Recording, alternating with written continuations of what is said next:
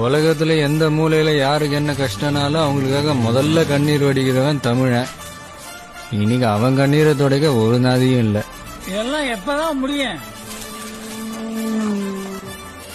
ஒரு நாள் விடியும். உங்க விஜய் களத்துக்கு வந்துட்டான்.